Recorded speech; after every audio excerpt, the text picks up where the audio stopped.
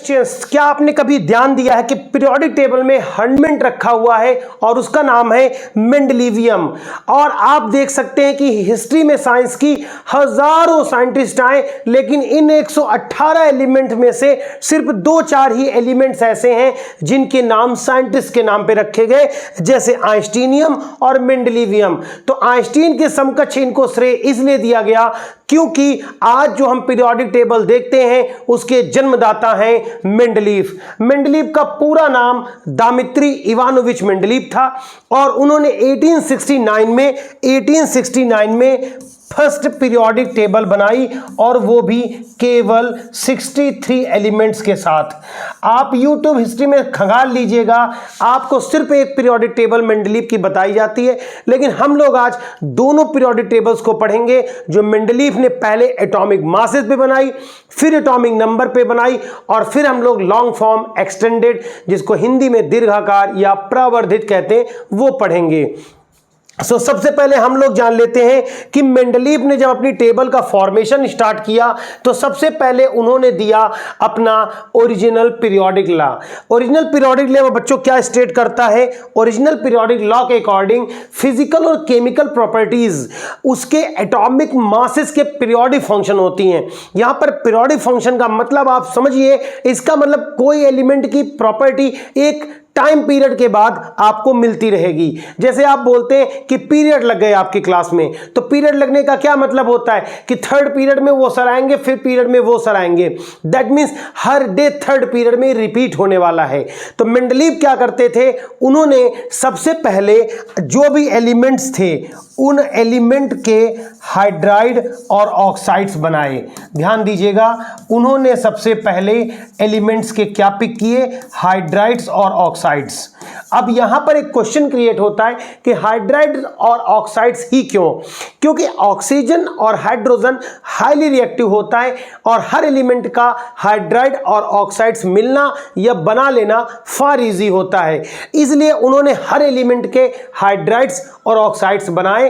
उन हाइड्राइड और ऑक्साइड्स की प्रॉपर्टीज को बच्चों उन्होंने स्टडी करा। एज फॉर एग्जांपल, जैसे हम देखें कि सोडियम का ऑक्साइड Na2O, पोटेशियम का ऑक्साइड K2O होता है। इन दोनों में आप देखेंगे कि यहां पर ये ऑक्साइड R2O के फॉर्मूले को फॉलो कर रहे हैं और उन्होंने पाया कि ये दोनों ही बेसिक नेचर के ऑक्साइड हैं।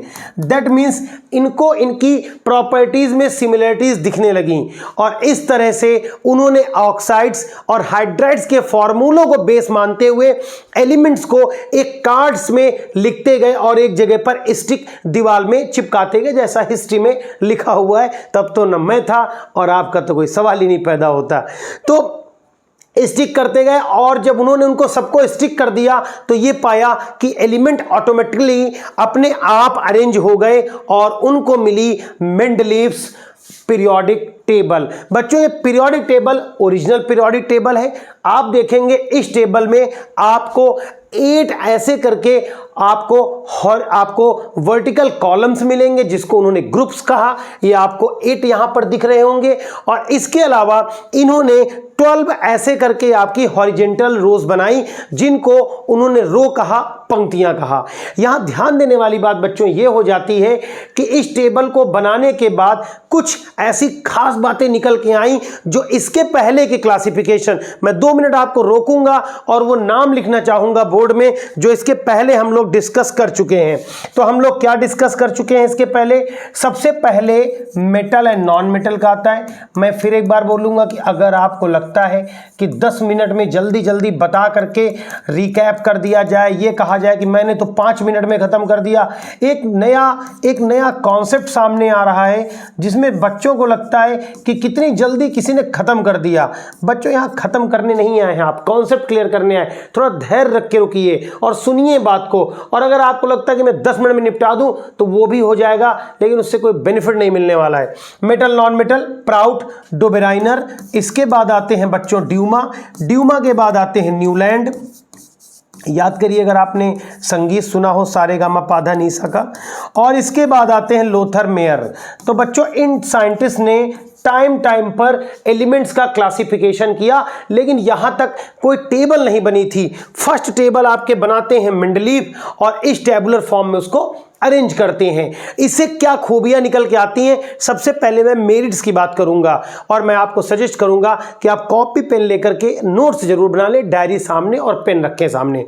तो सबसे पहली मेरिट्स आप नोट करिएगा कि पहली जो खूबी निकल के आई वो थी तत्वों का क्रमबद्ध अध्ययन, systematic study of element. Systematic study का मतलब हो गया कि अगर आप किसी एक ग्रुप के एक एलिमेंट की प्रॉपर्टी पढ़ लें, जैसे आप देख रहे हैं यहां पर आप पाएंगे लिथियम, सोडियम, पोटेशियम, रुबिडियम और सीजियम रखे हुए।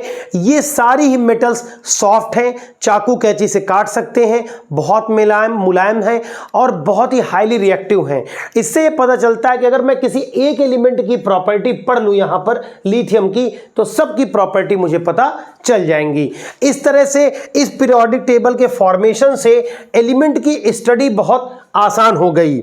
दूसरी प्रॉपर्टी निकल के आती है कि नए तत्वों की भविष्यवाणी। बच्चों नोट जरूर करना इसको जो बोलने जा रहा हूं।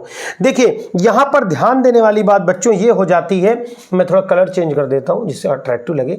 यहां देखें बोरॉन के जस्ट नीचे 44 खाली दिख रहा होगा, एल्युमिनियम के जस्ट नीचे यहां खाली दिख रहा होगा, यहां सिलिकॉन के नीचे आपको खाली दिख रहा होगा। ये खाली जगहें उन्होंने छोड़ दी थी और कहा था जो नया एलिमेंट आएगा उसका एटॉमिक मास 44, 68 या 72 के आसपास होगा और उसके ऑक्साइड्स और हाइड्राइड्स के फॉर्मूले भी प्रेडिक्ट कर दिए थे। और उनके नाम उन्होंने क्या रखे थे बच्चों, आप एक जगह कहीं पर नोट कर ले, मैं आपको सजेस्ट करूंगा। उन्होंने नाम रखा था बोरॉन के नीचे वाले एका बोरॉन। अब यहां पर एका मतलब होता है, संस्कृत वर्ड है, एका मतलब फर्स्ट, तो एका बोरॉन, इका एल्युमिनियम, पूरा नहीं लिख रहा हूं मैं, इका सिलिकॉन, ये नाम उन्होंने रखे थे। और उसकी जगह पर कौन आया वो देखिए, उसकी जगह पर बच्चों नोट डाउन कर लीजिएगा, स्कैंडेनियम, गैलियम और जर्मेनियम एलिमेंट आए। और इनके एटॉमिक मास जो है उन्होंने जो प्रेडिक्ट करा था 72, वो हुआ 72.6 निकल के आया। उन्होंने देखिए 68 प्रेडिक्ट करा था, 68 प्रेडिक्ट करा था, वो 69.7 निकल के आया। और 44 जो प्रेडिक्ट किया था वो 44.6 या 7 के आसपास, 44.67 के आसपास निकला। दैट मीन्स उन्होंने जिन एलिमेंट्स का प्रेडिक्शन किया था वो एलिमेंट एक्चुअल उसी जगह में आके फिट हो गए। तो देखिए कितना बड़ा जादू उनके पास था। मैं यहां एलिमेंट्स के नाम लिख दे रहा हूं, स्कैंडियम, गैलियम और जर्मेनियम। तो वो जो खाली जगह छोड़ते चले जा रहे थे और उसकी वो प्रेडिक्शन भी कर रहे थे, भविष्यवाणी भी कर रहे थे कि भाई साहब ऐसा होगा, एक समय आएगा और नया एलिमेंट इस जगह भर जाएगा। चलिए एक उनका महान काम तो आपके पल्ले पड़ गया होगा, लेकिन उससे भी चलो महान काम उनका देख लेते हैं। एक्चुअल में वो बोरॉन को ले रहे थे, और केवल बोरॉन को नहीं, क्या एग्जाम्पल है, लेकिन बोरॉन का पॉपुलर है तो हम लोग उसी की बात कर लेते हैं, बेरिलियम की, सॉरी बोरॉन बोल रहा था मैं, बेरिलियम। एक्चुअल में बेरिलियम की जब वो प्रॉपर्टीज की स्टडी कर रहे थे तो उनको लगा कि बेरिलियम की प्रॉपर्टी तो एल्युमिनियम से काफ़ी हद तक मिलती हैं, और जब ये प्रॉपर्टीज मिलती हैं तो उन्होंने ऐसा मान लिया कि इन दोनों के बीच में एक और रिलेशनशिप होना चाहिए, और वो ये कि दोनों की वैलेंसी सेम होनी चाहिए। तो दोनों की वैलेंसी उन्होंने क्या मान लिया, उन्होंने दोनों की वैलेंसी 3 मान लिया। उन्होंने दोनों की वैलेंसी को क्या मान लिया, 3 एज्यूम कर लिया। और इस तरह से उन्होंने बेरिलियम का एटॉमिक मास जो अभी तक माना जा रहा था मेंडलीव के पहले, वो माना जा रहा था उसके इक्विवेलेंट मास, जिसको तुल्यांकी द्रव्यमान इनटू वैलेंसी, और इसको मल्टीप्लाई करेंगे तो 13.5 आ रहा था। अब वो 13.5 के हिसाब से उसको पुट करने के बारे में सोच रहे थे, तो आप जरा मुझे टेबल देख के बताएं, क्या उसकी जगह यहां कहीं नहीं होनी चाहिए 12 और 14 के बीच में? कहीं 12 और 14 के बीच में 13.5 नहीं आएगा, तो अगर 13.5 यहां आएगा तो यहां रखना चाहिए था, लेकिन इसके बीच में तो कोई जगह ही नहीं दिख रही यहां पर। बच्चों 1 मिनट जरा समय दीजिएगा, ठीक है, दिख रहा है आपको, थोड़ा सा धुंधला है, एडजस्ट कर लीजिएगा, थोड़ा सा मैं फोकस कर दे रहा हूं, सही हो सकता है मेरा चेहरा इसके बाद साफ न दिखे, आप एडजस्ट कर लीजिएगा। तो इस तरह से स्कैंडियम, गैलियम और जर्मेनियम रखे गए, ठीक है बच्चों। उसके पहले आपको दिखा नहीं होगा तो उसके लिए आप पुश करके चेक कर लीजिएगा। तो कार्बन और नाइट्रोजन के बीच में उसको जगह मिलनी चाहिए थी, लेकिन अगर ऐसी जगह दे दी जाती तो फिर वहां तो स्पेस ही नहीं था। इसलिए उन्होंने उसका एटॉमिक मास फिर से सुधारा और यह बताया कि उसका एटॉमिक मास एक्चुअल में 9.4 होता है। एक्चुअल में 9.4 होता है किसका एटॉमिक मास? बेरिलियम का। अब ये तो हो गई उसकी खूबियां। चलिए बात कर लेते हैं कुछ कमियों के बारे में कि मेंडलीव के टेबल में कौन सी कमियां छूट गई थी। तो सबसे पहली जो कमी छूट गई थी, उनके पास हाइड्रोजन के लिए कोई पोजीशन नहीं थी। और मैं इसको बहुत बड़ी कमी तो वैसे नहीं मानूंगा, क्योंकि हाइड्रोजन की पोजीशन तो आज तक नहीं सही हुई है। हाइड्रोजन को आप देखेंगे यहां पर 1 नंबर पे रखा गया है। अब समस्या कहां पर आती है वो भी आप सुन लीजिए। देखिए हाइड्रोजन की कुछ प्रॉपर्टी लिथियम, सोडियम, पोटेशियम जैसे एलिमेंट से मिलती हैं और कुछ प्रॉपर्टीज में वो हैलोजन से मैच करता है, फ्लोरीन, क्लोरीन, ब्रोमीन और आयोडीन से। दैट मीन्स इसको ये नहीं क्लियरिफाई हो पा रहा था कि किस पोजीशन पे रखा जाए, और इस पोजीशन के क्लियरिफाई ना हो पाने की वजह से ये इशू सामने निकल के आ रहा था कि हाइड्रोजन की पोजीशन क्या रखी जाए। इसके अलावा इस टेबल में एक और उनसे गलती हुई कि आप देखेंगे निकिल और कोबाल्ट की पोजीशन को आप देखें, ये एक पोजीशन यहाँ निकिल कोबाल्ट की दिक्कत आ रही थी और दूसरी दिक्कत आ रही थी टेलुरियम और आयोडीन की। तो यहाँ टेलुरियम और आयोडीन को मैं आपको करेक्ट कर दे रहा हूं कि देखिए टेलुरियम को पहले रखा गया है और 125 और इसका 127, जबकि इसका है 126.9 और इसका है आपका 127.6। तो प्रॉपर्टीज को सेट करने के चक्कर में वो जैसे निकिल और कोबाल्ट में गलती कर गए, टेलुरियम और आयोडीन में गलती कर गए। इस तरह से उन्होंने एटॉमिक मास को रखते समय कई जगहों पर गलतियां कर दी और उन गलतियों की वजह से उनकी प्रॉपर्टीज तो मिल गई, लेकिन एलिमेंट का ऑर्डर क्या हो गया? डिस्टर्ब हो गया। तो एक तरफ वो एटॉमिक मास को करेक्ट कर रहे थे और एक तरफ उनसे गलती हो रही थी। अगली हम लोग प्रॉब्लम पे आते हैं और वो आते हैं आइसोटोप्स। तो बच्चों आइसोटोप्स क्या होते हैं? जिनके एटॉमिक नंबर तो एक जैसे होते हैं लेकिन एटॉमिक मास डिफरेंस होते हैं। जैसे हम लोग बात करें यहां पर प्रोटियम, ड्यूटीरियम, प्रोटियम, ड्यूटीरियम और ट्राइटियम। तो आप जानते हैं हाइड्रोजन के 3 आइसोटोप्स होते हैं, प्रोटियम, ड्यूटीरियम और ट्राइटियम। अगर इन तीनों की पोजीशन को हम देखें,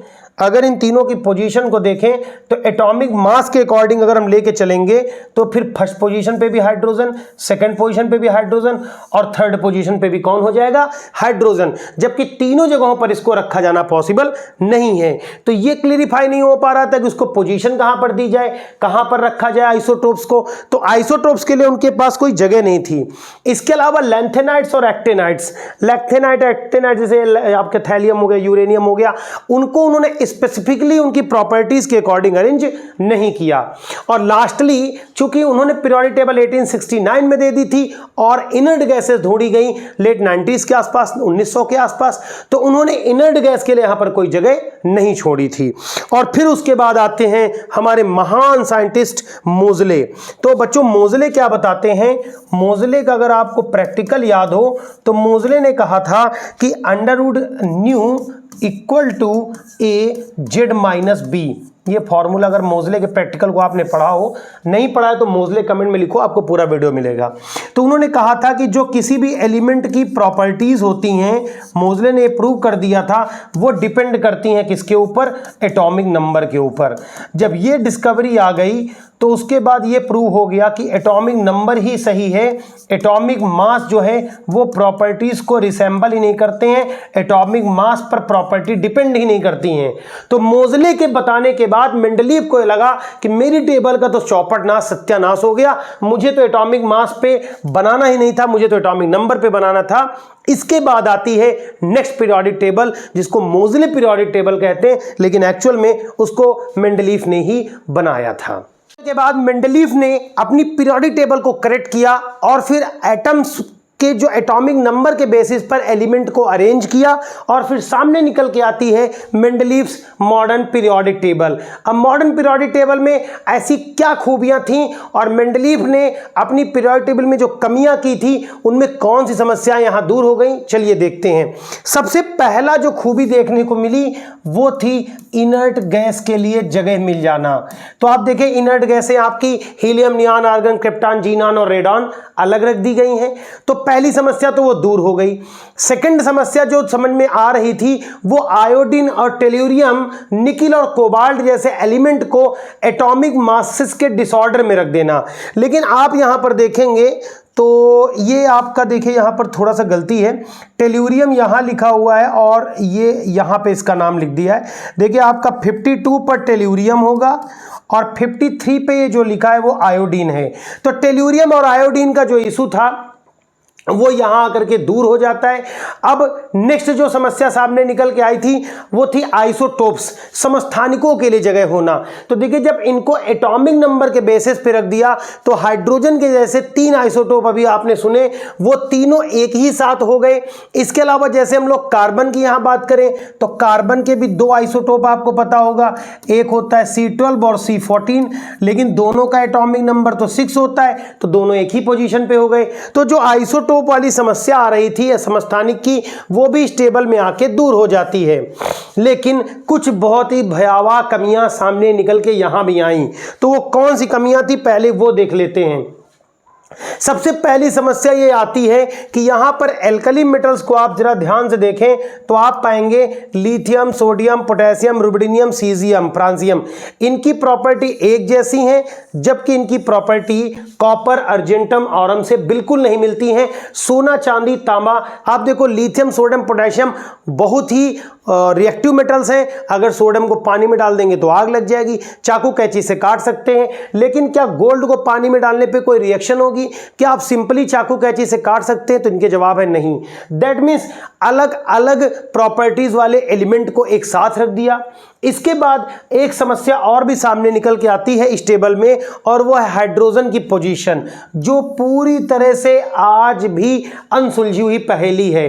तो हाइड्रोजन की पोजीशन नहीं क्लियर हो सकी कि उसको कहां रखा जाए, एल्कली मेटल्स के साथ या हैलोजेंस के साथ। यहां पर नीचे टेबल में 2 हॉरिजेंटल रोज में लैंथेनाइट्स और एक्टेनाइट्स को निकाल करके रख दिया गया है। तो ये नहीं बताया गया कि ये लैंथेनाइट्स और एक्टेनाइट जो बाहर रखे वो एक जगह पर क्यों नहीं रख दिए गए टेबल के अंदर। यहां पर 57 के बाद से आप देखेंगे बाहर निकल आए और यहां 89 लैंथेनम के बाद निकले एलिमेंट लैंथेनाइट्स कहलाए और एक्टेनम के बाद निकले हुए एलिमेंट क्या कहलाए? आपके एक्टेनाइट्स कहलाए। इन लैंथेनाइट्स एक्टेनाइट्स को नहीं समझा पाए। दूसरी बात, हम यहां पर जब टेबल में आगे बढ़ते हैं तो टेबल में सब में यहां देखिए 2 का बंटवारा है। यहां पर ये अभी भी देखिए यहां गलती है इस टेबल के प्रिंट आउट में ही, आप इसको जरा डाउनलोड कर लीजिएगा। यहां पर 3 की टेबल बनी हुई है, थोड़ा ये यहां पर एक मिसप्रिंट है टेबल में, आप इसको करेक्ट करिएगा अपनी बुक में, एक बार डाउनलोड करके देखिएगा। यहां पर सब में 2 पार्ट्स हैं और लास्ट वाले में आप देखेंगे तो यहां पर 3 पार्ट्स हो गए हैं। ये ऐसी कमियां थी जो मेंडलीव की टेबल में दूर नहीं हो पाई। हाइड्रोजन की पोजीशन, लैंथेनाइट्स, एक्टेनाइट्स, अलग प्रॉपर्टी वाले एलिमेंट एक जगह, सब में 2 का, लेकिन यहां पर 3 का डिस्ट्रीब्यूशन हो जाना। और एक समस्या और भी निकल के आती है और वो है जैसे सिल्वर और टाइटेनियम, इनकी प्रॉपर्टीज काफी ज्यादा मिलती हैं। जैसे सिल्वर है, आप देखेंगे यहां सिल्वर तो आपको दिख रहा है लेकिन कहीं पर भी आपको यहां इसके साथ में टाइटेनियम नहीं दिखेगा। इसी तरह से रेडियम की प्रॉपर्टी काफी ज्यादा मिलती हैं बेरियम के साथ, ठीक है ना, तो उनको भी एक साथ नहीं रखा गया है, वो भी एक समस्या निकल के आ रही है, ठीक है ना। तो बेरियम की पैलेडिनियम के साथ इस तरह की समस्याएं इस टेबल में सॉल्व नहीं हो पाई हैं। और फिर हमारी आती है लॉन्ग फॉर्म या एक्सटेंडेड पीरियोडिक टेबल, जो 100% करेक्ट पीरियोडिक टेबल थी। वो करेक्ट पीरियोडिक टेबल आपको नेक्स्ट वीडियो में मिलेगी। इसके अलावा diagonal relationship, bridge element, transition element, internal transition element, ऐसी इंपॉर्टेंट डिफिनीशन भी आपको नेक्स्ट लेक्चर में सुनने को मिलेंगी। उसका नोटिफिकेशन टाइम से मिल जाए इसलिए आपको बस एक छोटा सा काम करना होगा, वीडियो को लाइक करके चैनल को सब्सक्राइब करके नोटिफिकेशन को ऑन कर लीजिए और अपने किसी 11th के फ्रेंड को इसको शेयर कर दीजिए। बस आप एक चीज गुरुदक्षिणा मान लीजिए कि आपसे ना कोई पैसा मांगा जा रहा है, ना कोई डोनेशन मांगा जा रहा है, बस आपका एक प्यारा सा लाइक। और वीडियो में अगर कोई सी भी एक बात पसंद आई है तो लाइक करिए, अगर कोई कमी लग रही है तो कमेंट सेक्शन में जा करके उसको जरूर बताइए, जिससे नेक्स्ट वीडियो में उस कमी को दूर किया जा सके। वीडियो को यहीं पर खत्म करते हैं और फिर नेक्स्ट वीडियो में देखेंगे मेंडलीव्स सबसे modern periodic table, wrong, Werner और बरी की बनाई हुई एक्सटेंडेड या लॉन्ग फॉर्म पीरियोडिक टेबल। तब तक आप अपने जीवन काल में माता पिता का सम्मान कीजिए, गुरुजनों का सम्मान कीजिए, प्रकृति संरक्षण और वन संरक्षण, जल संरक्षण करिए, देश हित पर काम करिए, देश का सम्मान करिए। जय हिंद, वंदे मातरम।